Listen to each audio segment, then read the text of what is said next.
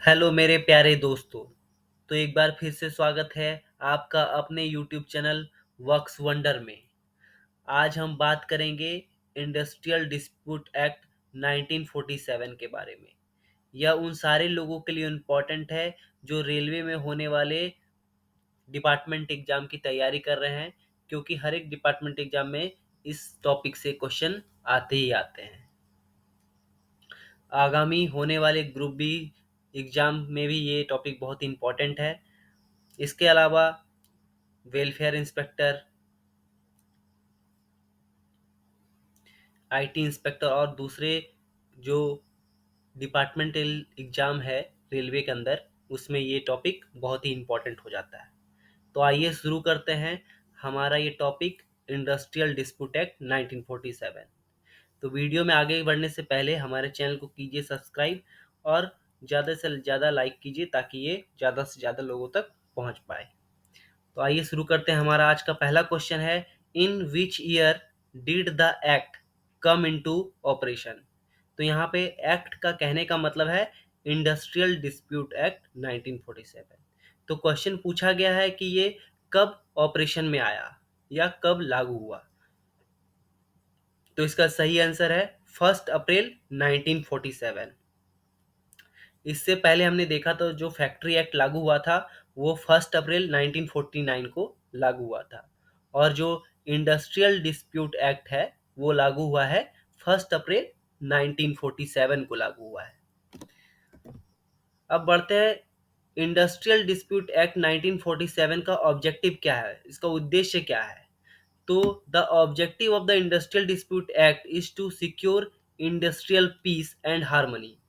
तो जो भी इंडस्ट्रियल डिस्प्यूट है, औद्योगिक विवाद है, उसके इसका उद्देश्य जो है औद्योगिक शांति लाना है और आपसी तालमेल बैठाना है, और उसके साथ ही साथ औद्योगिक जो भी डिस्प्यूट होगा उसकी जांच निपटान, इन सब चीज़ों का वाद विवाद और बातचीत के द्वारा उसका समाधान निकालना है, उनका सेटलमेंट करना है। अब ये कहाँ कहाँ एप्लीकेबल होता है, तो ये सभी मौजूदा उद्योग के लिए एप्लीकेबल है। और कहाँ एप्लीकेबल नहीं है, वैसे इंडस्ट्री जो बंद हो चुकी है या मृत घोषित हो चुकी है, तो ये वहाँ लागू नहीं किया जा सकता। तो applicable to all existing industry not dead industry, वैसी इंडस्ट्री जो डेड इंडस्ट्री नहीं है वहाँ ये अप्लीकेबल होगी। और दूसरा कि वो जो परमानेंटली क्लोज हो चुकी है वहाँ पे भी ये अप्लीकेबल नहीं होगी। उसके अलावा जो अभी चालू है उस पर एप्लीकेबल होगी। उसके अलावा no single workman can raise dispute unless related to dismissal, discharge, termination और रिट्रेंचमेंट। कहने का मतलब है कि कोई भी पर्सन इंडस्ट्रियल डिस्प्यूट एक्ट लागू नहीं कर सकता बशर्ते उनको हटा दिया गया हो, उनको बर्खास्त कर दिया गया हो और उनकी छटनी कर दी हो गई। इसके अलावा अगर कुछ इन चीज़ों को छोड़ के अगर कुछ होता है तो हम उस केस में इंडस्ट्रियल डिस्प्यूट एक्ट लागू नहीं कर सकते। अगर किसी एम्प्लॉय का, उसको एम्प्लॉय जहाँ जो एम्प्लॉयर द्वारा जो है वो बर्खास्त कर दिया गया हो, हटा दिया गया हो या उसकी छटनी कर दी गई हो, तो उस केस में क्या होता है, इंडस्ट्रियल डिस्प्यूट एक्ट लागू किया जाता है। इसके अलावा जब कामगार दूसरे कामगार के व्यक्तित्व विवाद के प्रतिनिधित्व के रूप में कार्य कर सकता है तो यह औद्योगिक विवाद बन जाता है। जब कोई वर्कमैन दूसरे वर्कमैन का रिप्रेजेंटेटिव बनता है किसी इंडिविजुअल डिस्प्यूट में, तब वो क्या होता है, इंडस्ट्रियल डिस्प्यूट कहलाता है। बढ़ते हैं हम नेक्स्ट की तरफ कि before the industrial dispute act was implemented in the year 1947, which act took care of industrial dispute। Question कहने का मतलब है कि जब इंडस्ट्रियल डिस्प्यूट एक्ट 1947 को लागू नहीं किया गया था, चूंकि इंडस्ट्रियल डिस्प्यूट एक्ट जो है वो 1947 को लागू किया गया था, तो जब इसके लागू होने से पहले जो भी इंडस्ट्रियल डिस्प्यूट होते थे वो किसके द्वारा देखे जाते थे, तो वो देखे जाते थे ट्रेड डिस्प्यूट एक्ट 1929 के द्वारा। किसके द्वारा देखे जाते थे? इंडस्ट्रियल डिस्प्यूट एक्ट 1947 से पहले जितने भी इंडस्ट्रियल डिस्प्यूट होते थे वो ट्रेड डिस्प्यूट एक्ट 1929 द्वारा देखे जाते थे। अब हम एक बार क्रोनोलॉजी देख लेते हैं कि क्या क्या हुआ है, कौन कौन से एक्ट आए हैं अभी तक रिगार्डिंग इंडस्ट्रियल डिस्प्यूट एक्ट। तो सबसे पहला आया था employer and workmen dispute act 1860। सबसे पहले आया है employer and workmen dispute act 1860। उसके बाद आया है ट्रेड डिस्प्यूट एक्ट 1929। जब प्रथम विश्व युद्ध हुआ उसके बाद क्या आया, बहुत सारे जो इंडस्ट्री थी उसमें हड़तालें हो गई, बंद हो गए। तो उस केस में उसको देखते हुए उसका रिजॉल्व करने के लिए उन सब चीज़ों को ट्रेड डिस्प्यूट एक्ट 1929 आया। उसके बाद उसी का अमेंडमेंट वर्सन आया द इंडस्ट्रियल डिस्प्यूट एक्ट 1947। जब द्वितीय विश्व युद्ध हुआ 1945 में, जब ये पूरी तरह समाप्त हो गया तो उस केस में तब आया इंडस्ट्रियल डिस्प्यूट एक्ट 1947। और उसके बाद फाइनल का जो इसका अमेंडमेंट था वो आया द इंडस्ट्रियल रिलेशन कोड 2020, और ये 2020 में लागू हुआ द इंडस्ट्रियल रिलेशन कोड 2020। तो ये था क्रोनोलॉजी इंडस्ट्रियल डिस्प्यूट एक्ट के रिगार्डिंग। अब हम बढ़ते हैं नेक्स्ट क्वेश्चन की तरफ। हमारा नेक्स्ट क्वेश्चन है to which settlement machinery can the central government refer the dispute under rule 81A। तो सेंट्रल गवर्नमेंट है, क्वेश्चन पूछने का मतलब है कि जो सेंट्रल गवर्नमेंट है उसके तहत जो सेटलमेंट मशीनरी है वो कौन है अंडर द रूल 81A के तहत। 80 रूल 81 के तहत जो सेटलमेंट मशीनरी है वो कौन है? तो वो है एडजुकेटर, एडजुडिकेटर। इसका सही आंसर क्या हो जाएगा? एडजुडिकेटर। इसको हम लोग क्या बोलते हैं हिंदी में? न्याय निर्णायक। न्याय निर्णायक के पास भेजा जाता है। सेंट्रल गवर्नमेंट के रूल 81 के तहत कोई भी सेटलमेंट मशीनरी का जो डिस्प्यूट होता है उसको कहाँ भेजा जाता है? न्याय निर्णायक के पास भेजा जाता है, एडजुडिकेटर के पास भेजा जाता है। इसका सही आंसर क्या होगा? एडजुडिकेटर।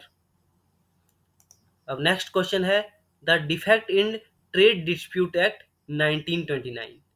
अभी क्या था कि जो ट्रेड डिस्प्यूट एक्ट 1929 था उसमें कुछ ना कुछ जरूर डिफेक्ट थी जिसकी वजह से इंडस्ट्रियल डिस्प्यूट एक्ट 1947 को लाना पड़ा। तो अब क्या डिफेक्ट था? तो उसमें डिफेक्ट था, उसका सही आंसर है to render the proceeding unstatutable under the act for settlement of an industrial dispute. कहने का मतलब है कि जो औद्योगिक विवाद के निपटारे थे जो इस अधिनियम के होने के तहत होने थे, मतलब जो भी निपटारा ट्रेड यूनियन डिस्प्यूट एक्ट के तहत होना होता था वो असंवैधानिक हो गया था, वो सही से नहीं किया जा सका था, जिसकी वजह से क्या लागू किया गया? इंडस्ट्रियल डिस्प्यूट एक्ट 1947 को लागू किया गया। नेक्स्ट है the industrial peace is secured through voluntary dash and compulsory dash. तो जो भी इंडस्ट्रियल पीस है उसको सिक्योर करने के लिए क्या क्या करना पड़ेगा? तो उसके लिए सबसे पहले नेगोशिएशन, वॉलेंटरी नेगोशिएशन मतलब अनिवार्य रूप से बातचीत करना पड़ेगा, और कंपल्सरी तौर पे, निर्णायक तौर पे निर्णय लेना पड़ेगा, तभी जाके इंडस्ट्रियल पीस लागू किया जा सकता है किसी इंडस्ट्री के अंदर। अगर हम बातचीत नहीं करेंगे, निर्णय नहीं लेंगे, तब क्या हो सकता है? उस केस में इंडस्ट्रियल डिस्प्यूट बढ़ सकता है। तो बातचीत से ही बात बनती है, ये चीज यहाँ पे लागू होता है। नेक्स्ट क्वेश्चन है the act was first amended in the year. यहाँ पे एक्ट का कहने का मतलब है इंडस्ट्रियल डिस्प्यूट एक्ट 1947। तो ये सबसे पहले कब अमेंड किया गया था, इसमें कब संशोधन किया गया था? तो इसका सही आंसर है 1949। इंडस्ट्रियल डिस्प्यूट एक्ट कब संशोधित किया गया था? तो इसका सही आंसर है 1949 को संशोधित किया गया था। नेक्स्ट क्वेश्चन है, power has been given to dash to require work committee to constitute in every industry establishment employing 100 workmen or more। तो क्वेश्चन पूछा गया है कि अगर किसी इंडस्ट्री में 100 या 100 से अधिक कामगार या रोजगार करने वाले एम्प्लॉय काम करते हैं तो उस प्रत्येक औद्योगिक संस्थान में क्या होना चाहिए, इंडस्ट्रियल डिस्प्यूट एक्ट को लागू किया जाना चाहिए।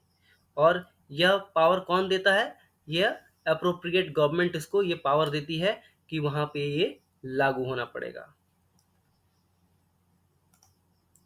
नेक्स्ट क्वेश्चन है, the special provision relating to lay off, retrenchment and closure as given under the Industrial Dispute Act 1947 apply to those establishment where at least।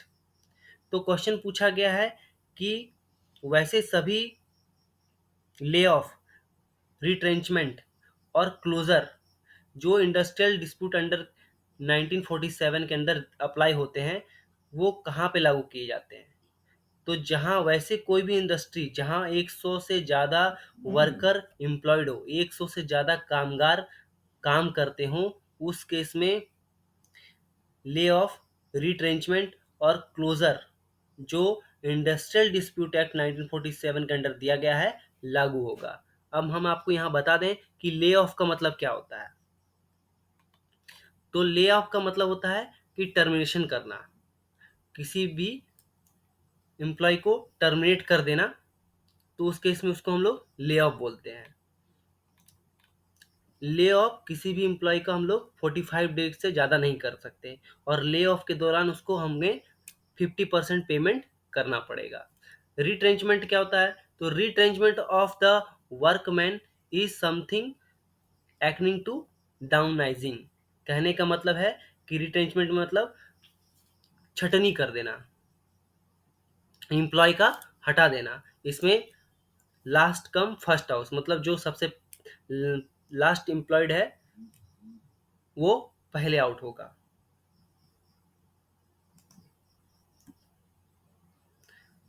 अभी क्या है, अभी हमने आपको बताया कि ले ऑफ जो है वो 45 दिन से ज़्यादा नहीं हो सकता।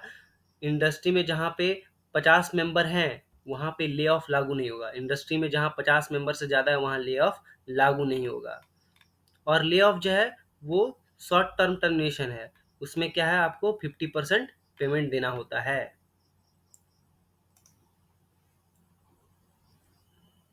नेक्स्ट क्वेश्चन है, the industrial dispute act 1947 require advance notice to be given for going on strike and lockout in public utility service only.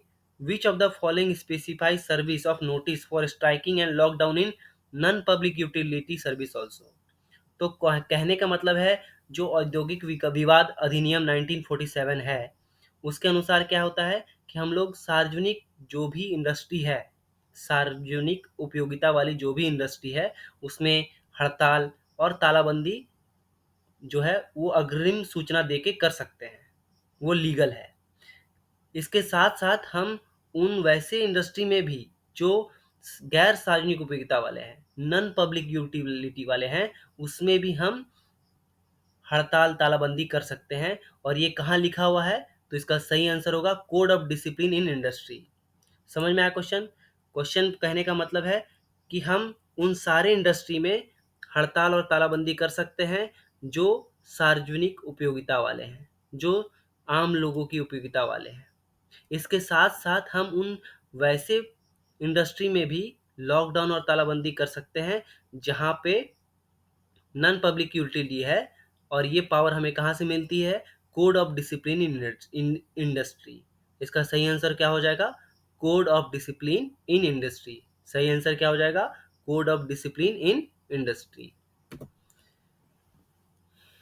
अब नेक्स्ट क्वेश्चन है, under which schedule of the industry dispute act 1947 public utility service have been listed out. Question पूछा गया है कि industrial dispute act 1947 के अंदर public utility service का जो लिस्ट है वो कौन से शेड्यूल में है। तो इसका सही आंसर है फर्स्ट शेड्यूल। फर्स्ट शेड्यूल में उन सारे पब्लिक यूटिलिटी सर्विस, उन सारे सार्वजनिक उद्योग की लिस्ट है जो इंडस्ट्रियल डिस्प्यूट एक्ट के अंदर 1947 के अंदर आते हैं। तो इसका सही आंसर होगा in first schedule. First schedule में इसके बारे में दिया गया है। अब नेक्स्ट क्वेश्चन है, statement about the definition of industry as given in industrial dispute act 1947। तो 19 इंडस्ट्रियल डिस्प्यूट एक्ट 1947 के तहत हम किसको एज अ इंडस्ट्री बिहेव करेंगे, इंडस्ट्री का सही डेफिनेशन क्या है as per industrial dispute act. तो दोस्तों, अगर आपको ये वीडियो अच्छा लग रहा हो तो आप हमारे चैनल को सब्सक्राइब कर सकते हैं और लाइक कर सकते हैं। लाइक करने से ये वीडियो ज़्यादा से ज़्यादा लोगों तक पहुंचेगा और हमें काफ़ी मोटिवेशन मिलेगा। तो हाउ होप कि आपको ये वीडियो अच्छा लग रहा हो, तो हमारे चैनल को कीजिए सब्सक्राइब। तो आइए हम देखते हैं इसमें क्या करना है। अभी क्वेश्चन पूछा गया है कि इंडस्ट्रियल डिस्प्यूट एक्ट 1947 के अंदर इंडस्ट्री किसको बोलेंगे। तो इसके अंदर it means any business, trade, undertaking, manufacturer और कॉलिंग ऑफ एम्प्लॉयर्स। कहने का मतलब है कोई भी व्यवसाय, व्यापार, उपक्रम, निर्माण या नियोक्ता की बुलाहट जहाँ पे बहुत सारे एम्प्लॉयर को रखा गया हो, उसके अंडर क्या आता है, इंडस्ट्री आते हैं, उसको इंडस्ट्री कहते हैं। इसके अलावा जहाँ पे कामगारों को रोजगार मिलता हो, हस्तकला होता हो यानी हैंडक्राफ्ट होता हो, औद्योगिक व्यवसाय हो या फिर इंडस्ट्रियल ऑक्यूपेशन हो, तो उस केस में भी हम उसको एज अ इंडस्ट्री ट्रीट करेंगे, उसको भी इंडस्ट्री कहा जाएगा। और जो इंडस्ट्रियल डिस्प्यूट एक्ट 1947 था, वो क्या था, रिवाइज किया गया था 1982 में। कब फिर से एक बार रिवाइज किया गया था, पहले अमेंड किया गया था 1949 में, फिर रिवाइज किया गया 1982 में। नेक्स्ट क्वेश्चन है, first come last go and last come first go is the principle of. अभी हमने देखा कि ले ऑफ, रिट्रेंचमेंट, ये सब क्या है, इंडस्ट्रियल डिस्प्यूट एक्ट के टर्म्स हैं। तो इसमें पूछा गया है कि जो फर्स्ट कम लास्ट गो और लास्ट कम फर्स्ट गो है, ये किसका प्रिंसिपल है। तो ये प्रिंसिपल है रिट्रेंचमेंट का। सही आंसर क्या है, रिट्रेंचमेंट, छटनी। ये छटनी का प्रोसेस है किसी भी इंडस्ट्री में। जो इंडस्ट्रियल डिस्प्यूट एक्ट 1947 के अंदर आते हैं, तो उसमें ये प्रोसेस किया जाता है।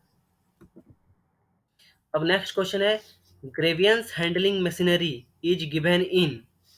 तो अभी आपसे क्वेश्चन पूछा जा सकता है कि जो ग्रेवियंस हैंडलिंग मशीनरी है वो किस में दिया गया। आपको ऑप्शन दिया जा सकता है industrial dispute act, factory act या दोनों।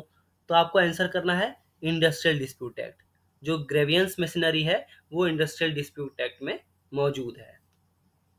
तो इसका सही आंसर होगा industrial dispute act. Industrial dispute act में ग्रेवियंस मशीनरी मौजूद है। अब नेक्स्ट क्वेश्चन है, which of the following is an illegal industrial action as per law. Question पूछा गया है कि as per industrial dispute act कौन सा एक्शन इलीगल है। तो घेराव, हम किसी भी औद्योगिक क्षेत्र का या उद्योग का, जो इंडस्ट्री का, उसका घेराव नहीं कर सकते। ये इंडस्ट्रियल डिस्प्यूट एक्ट 1947 के अंडर इलीगल है। नेक्स्ट क्वेश्चन है, dash means an interim or a final determination of any industrial dispute or of any question relating thereto by an labour court. Question कहने का मतलब है कि औद्योगिक विवाद यानी इंडस्ट्रियल डिस्प्यूट या किसी श्रम न्यायालय द्वारा उससे संबंधित किसी भी प्रश्न का जो फाइनल आंसर है या फाइनल निर्णय है या फाइनल अंतिम निर्धारण है, तो उसको हम लोग क्या बोलते हैं, तो उसको हम लोग अवार्ड बोलते हैं, उसको अवार्ड बोलते हैं। तो थैंक यू दोस्तों, मिलते हैं आप नेक्स्ट वीडियो में। हमारे लेटेस्ट अपडेट के लिए हमारे चैनल को सब्सक्राइब कीजिए ताकि आपको लेटेस्ट नोटिफिकेशन मिलता रहे। Thank you.